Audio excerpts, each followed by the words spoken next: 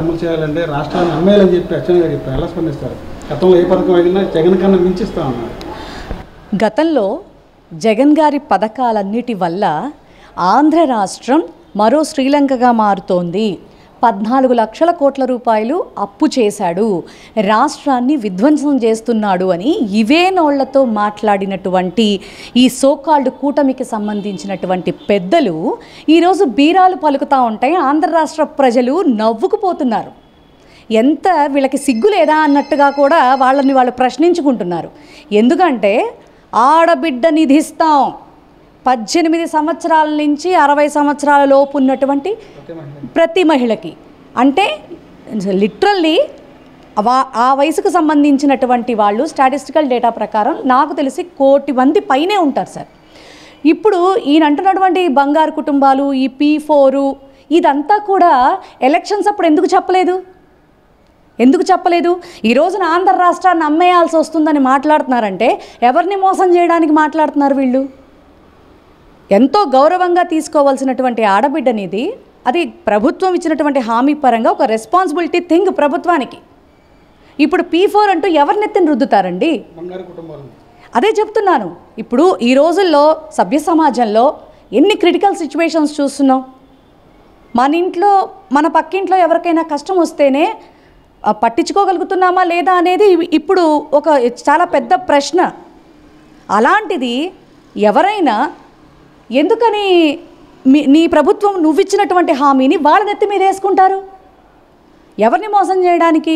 సంవత్సర కాలం గడిచిపోయింది, నిరుద్యోగ భృతి ఇవ్వాల.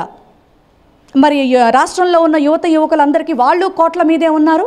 మరి వాళ్ళకు కూడా మరి లిటరల్లీ 36,000 సంవత్సరానికి గాను, అంతేనా? 12 3 36,000 ఒక్కొక్కళ్ళకి. ఈ రకంగా నువ్వు ఎంతమందికి బాకీలుంటూ ముందుకెళ్తావు? నిరుద్యోగ భృతి ఏమో స్కిల్ డెవలప్మెంట్ అన్నారు. ఇప్పుడు ఈ P4 ఒకటి ఒక పద్ధతి పాడు లేదు. దీనికి ఇది నిజంగా కనుక ప్రభుత్వం ద్వారా ఇవ్వాల్సి వస్తే ఆంధ్ర రాష్ట్రాన్ని అమ్మేస్తాం.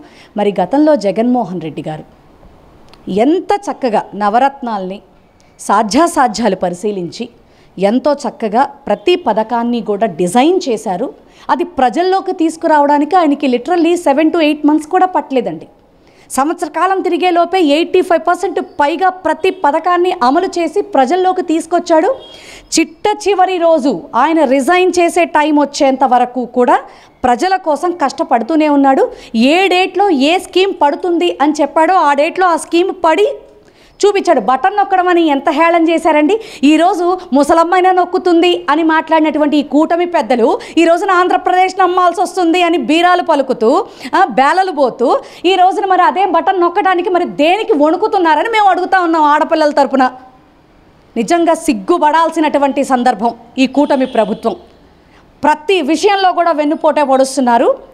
ఖచ్చితంగా ఈ వెన్నుపోటు చర్యలన్నిటికీ కూడా రానయ్యున్న 29లో మాత్రం మీరందరూ కూడా ఆల్రెడీ మీ కౌంట్ డౌన్ స్టార్ట్ అయిపోయింది. సంవత్సర కాలంలోనే మీ అద్భుతమైన పాలన ఏదైతే ఉందో మరి ఆంధ్ర రాష్ట్ర ప్రజలు చాలా గొప్పగా చూశారు, నాలికలు కరుచుకున్నారు, మోసపోయామని బాధపడుతున్నారు. ఈ రోజుకి కూడా ఒక మంచి వ్యక్తిని మనం చూస్ చేసుకోకుండా ఇలాంటి వాళ్ళని మనం చూస్ చేసుకున్నామేంటి అని కూడా వాళ్ళు బాధపడటం జరుగుతూ ఉంది. కానీ వాళ్ళ బాధకి ఖచ్చితంగా నివృత్తి కలిగే రోజు అతి త్వరలోనే ఉందని చెప్పని ఈ మీడియా ద్వారా తెలియజేస్తా ఉన్నా.